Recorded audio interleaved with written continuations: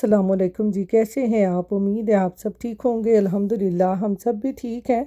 तो आज यहाँ पर जी नाश्ता करने के बाद हम आ गए हैं शॉपराइट। मेरे हस्बैंड आए थे जॉब से, तो कहते हैं कि चलो शॉपराइट से कुछ लेना है तो चलते हैं। फिर क्योंकि आपको पता है वो सो जाते हैं और फिर वो लेट उठते हैं तो हमारे आधे काम रह जाते हैं। तो ये देखें यहाँ पर सब्ज़ियाँ कितनी फ़्रेश हैं। ये छलियाँ हम जहाँ पर भी देख लेते हैं ना, मैं और मेरे हस्बैंड, तो हम ज़रूर लेते हैं। मुझे भी छलियाँ बहुत पसंद है और मेरे हस्बैंड को भी छलियाँ बहुत पसंद हैं। आप में से किस किस को ये छली पसंद है मुझे ज़रूर कमेंट बॉक्स में बताइएगा। और आजकल तो यहाँ पर इतनी फ़्रेश फ़्रेश ये छलियाँ आई हुई हैं ना कि मज़ा आ जाता है इनको खा के। तो यहाँ पर जी अब हम ले रहे हैं यहाँ पे शुगर, क्योंकि शॉपराइट में ना इसकी सेल लगी हुई थी। कल हमने पटेल ब्रदर से तो ली थी, लेकिन वहाँ पर ना सेल नहीं थी, यहाँ पर ना सेल पे लगी हुई थी। तो यहाँ पर ये बड़ा फ़ायदा है कि अगर एक स्टोर पे कोई चीज़ सेल पे नहीं है ना, दूसरे स्टोर पे सेल पे लगी हो ना, तो हम फ़ौरन ले लेते हैं। सेल पे चीज़ें लेने का फ़ायदा ये होता है कि काफ़ी बचत हो जाती है। और आजकल जैसे कि महंगाई का दौर है, इसमें तो आपको पता है जितनी भी बचत हो जाए ना तो कम है। आपको पता है कि बचत बिल्कुल भी नहीं होती, जैसे इतनी ज़्यादा महंगाई है।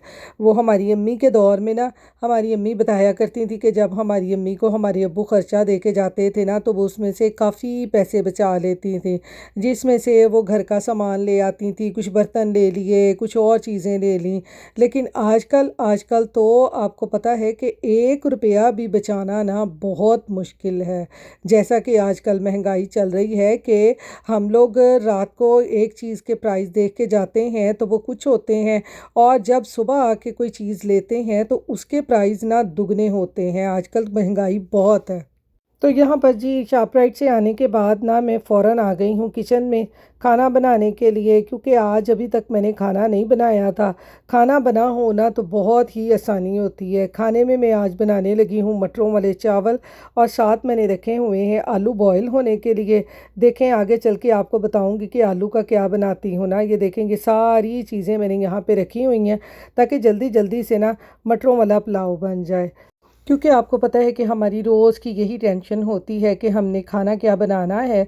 तो आज भी जब शॉपराइट से शॉपिंग करके आए तो आते ही मैंने अपने हस्बैंड से पूछा कि आज क्या बनाऊं, तो साथ ही कहते हैं जी मटरों वाला पुलाव। तो मैंने भी ना जल्दी जल्दी से मटरों वाला पुलाव बनाना शुरू कर दिया है, क्योंकि आपको पता है यहाँ पर हमारे ना चावलों को साफ़ करने की टेंशन है, ना मटर निकालने की टेंशन है। बस जल्दी जल्दी से लहसुन, अदरक, प्याज, टमाटर, मिर्चें डालकर इसका मसाला बनाया और मटर डाले जी, और मटरों वाला पुलाव तैयार हो गया।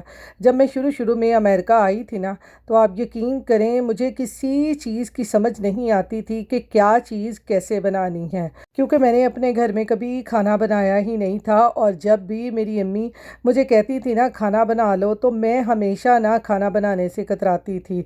मेरी बड़ी सिस्टर ही हमेशा खाना बनाया करती थी, मैंने कभी भी खाना नहीं बनाया। और शादी के बाद मैं कहती हूँ कि सबकी फरमाइशें जब पूरी करनी पड़ती हैं ना तो सब कुछ आ जाता है। मैं तो कहती हूँ ना कि जब इंसान के सर पे पड़ता है ना तो इंसान को सब कुछ आ जाता है। तो मैं तो कहती हूँ कि जो भी लड़कियाँ जिनकी अभी शादी नहीं हुई ना, उनको टेंशन लेने की ज़रूरत नहीं है कि हमें खाना नहीं बनाना आता, हमें ये नहीं करना पड़ता। शादी के बाद आपको पता है जब वो ससुराल जाएंगी, ससुराल वाले आपको ऐसी ऐसी चीज़ें सिखा देंगे ना कि आप बिल्कुल दंग रह जाएंगे कि मैं कभी ये भी बना सकती थी, मैं कभी ये भी कर सकती थी, सब कुछ आ जाता है। तो मैं तो उन माँओं को यही कहूँगी जो अपनी बेटियों को हर वक्त यही कहती रहती हैं कि तुम्हें कुछ नहीं बनाना आता, कि ससुराल जाओगी तो क्या करोगी। मैं कहती हूँ जी ससुराल वाले जितने भी बिगड़े तिगड़े होते हैं ना, सबको सीधा करके रख देते हैं, सब कुछ आ जाता है। और अगर आज मैं सब कुछ बना लेती हूँ ना, तो मेरे जैसी जितनी भी लड़कियाँ होंगी जिनकी अभी शादी नहीं हुई, वो शादी के बाद सब कुछ बना लेंगी। टेंशन लेने की ज़रूरत नहीं है, ससुराल वाले सब कुछ सिखा देते हैं। ससुराल में ख़ास तौर पर जो आपके हस्बैंड है ना, जिनसे आप शादी करके जाती हैं, वो ऐसे ऐसे काम आपको सिखा देंगे ना कि कभी आपने सोचा भी नहीं होगा कि आप ये भी कर सकती थी। इसलिए जिन लड़कियों की अभी शादी नहीं हुई, वो आराम से अपनी ज़िंदगी गुजारें, जितने ऐश करने हैं जी भर के सोएं, जी भर के खाए पिए, टेंशन बिल्कुल ना लें। ये सारी टेंशनें जो है ना, ये शादी के बाद आपकी हैं। अभी शादी से पहले जो आपने ऐश करने हैं ऐश करें। क्योंकि आपको पता है फिर वो शादी के जो पहले वाले दिन होते हैं ना वो कभी वापस नहीं आते। और हम सारा सारा दिन बैठ के वही सोचते रहते हैं कि काश हम ऐसे होते, काश हम ये कर लें। फिर हमारी काश जो है ना वो ख़त्म हो जाती है। फिर हमारे सरों पे हज़ारों टेंशनें होती हैं कि हस्बैंड ने ये खाना है, बच्चे को ये बना के देना है। हाँ, अगर कोई घर में नंद आ जाए, ससुर आ जाए, फिर उनकी भी फ़िक्र होती है। ये फ़िक्रें आपको शादी के बाद शुरू होती हैं। शादी से पहले आपको पता है कि कभी भी इस तरह की टेंशनें नहीं होती। अम्मी ने कहा खाना नहीं बनाया, एक कान से सुनी दूसरे कान से निकाल दी। और बहन ने कहा कि कपड़े नहीं धोए या कपड़े इस्त्री नहीं किए, किचन साफ़ नहीं किया, तो उसको भी हमने सुनी अनसुनी कर दी। लेकिन शादी के बाद ना, शादी के बाद आपको खुद छुप छुप के देखना पड़ता है कि हाय मेरा ये काम ना रह गया हो, हाय मुझे बातें ना कोई करे इस तरह से। तो ये सारी टेंशनें शादी के बाद लें। जितने मज़े कर सकते हैं शादी से पहले कर लें।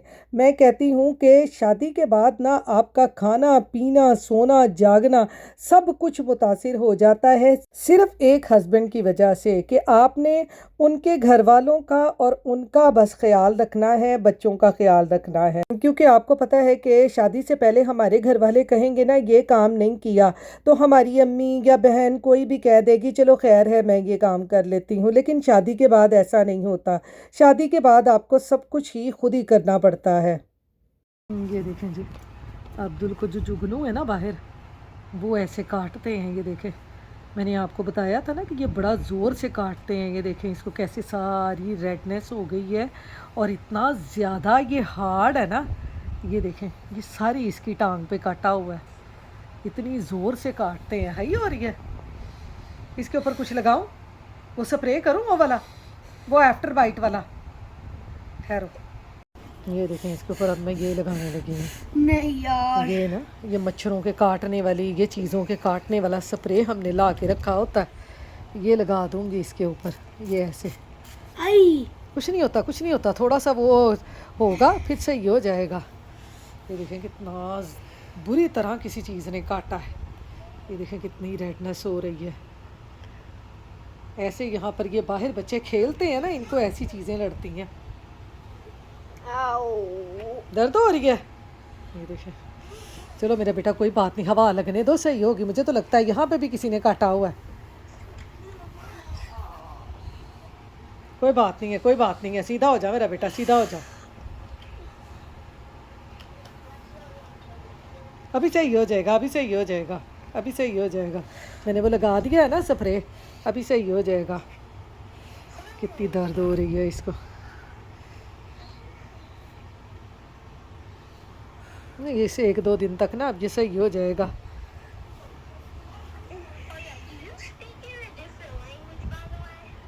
तो यहाँ पर जी अब मैं ये करने लगी हूँ थोड़ी सी ब्रोकली बॉयल। ये मैंने रमज़ान में जो मेरे हस्बैंड ने ब्रोकली ला के रखी हुई थी ना, तो ब्रोकली तो उन्होंने खा ली थी। ये नीचे से उसके वो जो चंक से सारे वो बच जाते हैं ना, तो ये पड़े हुए थे। तो मैंने कहा चले इनको बॉयल करके ना, इनको आलूओं में डाल के ना, आलू और ब्रोकली के ना कबाब बनाते हैं, बड़े मज़े के बनते हैं। तो यहाँ पर ना ये ब्रोकली को मैंने बॉयल होने के लिए रख दिया है। थोड़ी देर तक बॉयल होगी तो फिर इसको ये आलू मैश करके ना इसमें डाल देंगे।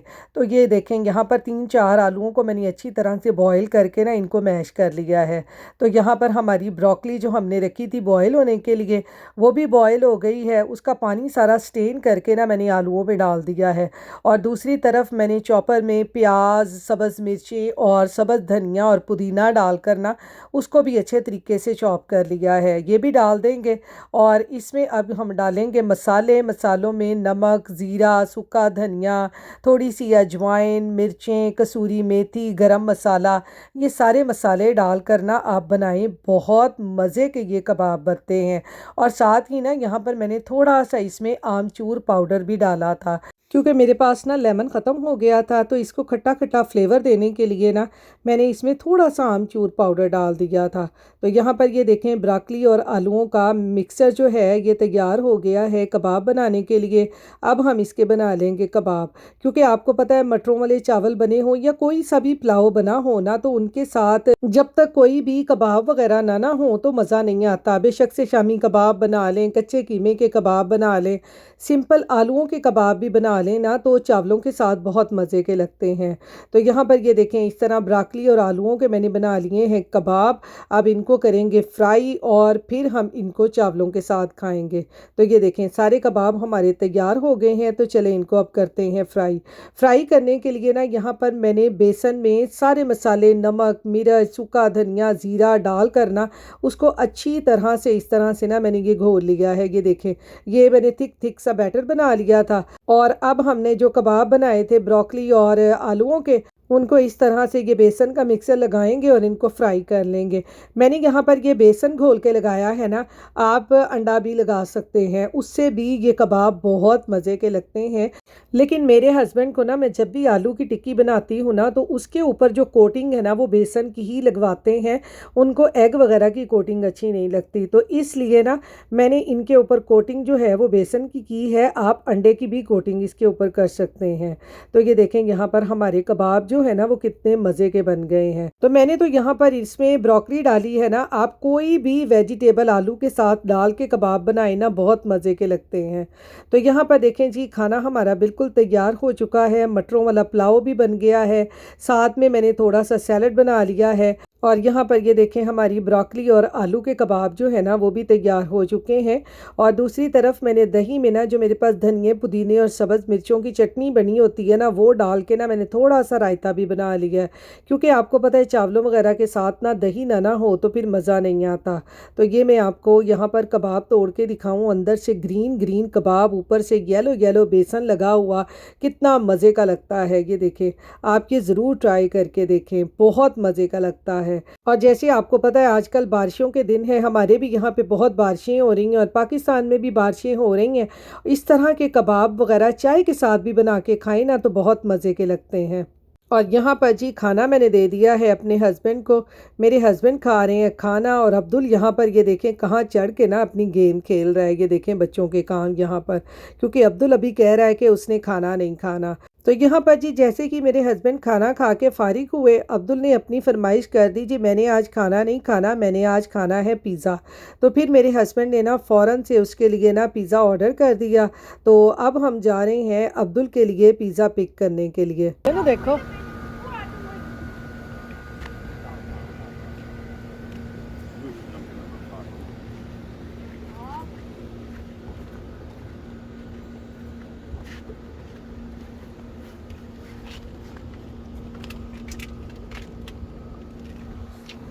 भाई का वेदर देखें कितना खूबसूरत है, बादल बादल आए हुए हैं। ये देखें शाम का टाइम है, कितने प्यारे बादल आए हुए हैं, हवा ठंडी हो जाती है शाम के टाइम। तो यहाँ पर जी अब हम जा रहे हैं अब्दुल का पिज़्ज़ा लेने के लिए।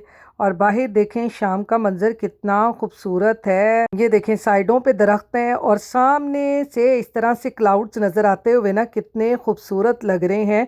और साथ ही साथ में ना सूरज ग़रूब होने का मंजर भी कितना खूबसूरत लगता है। मुझे इस तरह ना गाड़ी में शाम के टाइम जाते हुए शाम का मंजर सूरज ग़रूब होते हुए बहुत प्यारा लगता है। जा रहे हैं जी अंदर पिज़्ज़ा पिक करने।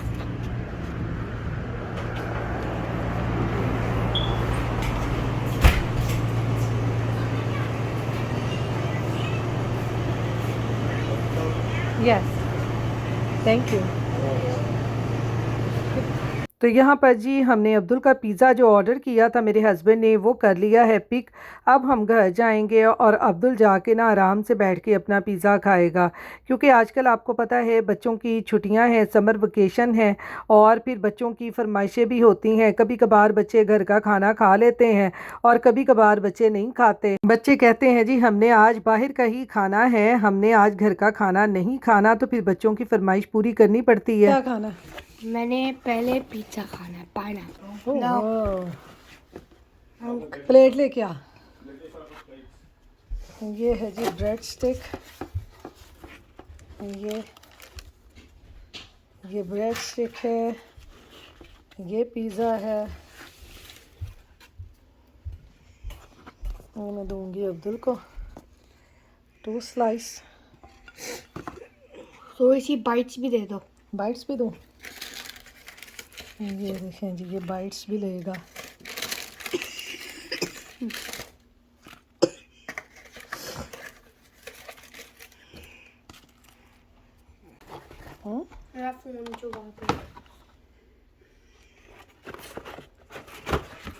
एक ये पिज़्ज़ा हालोपिनो वाला, मैं तो हालोपिनो वाला खाऊंगी। ये पिज़्ज़ा बड़ा मज़े का होता है, ये वाला हालोपिनो वाला। बहुत मज़े का है। तो चलें हम खाते हैं पिज़्ज़ा। इसके साथ ही अपने व्लॉग का भी एंड करती हूँ। अपनी दुआओं में याद रखिएगा, अपना ख्याल रखिएगा। अल्लाह हाफिज़।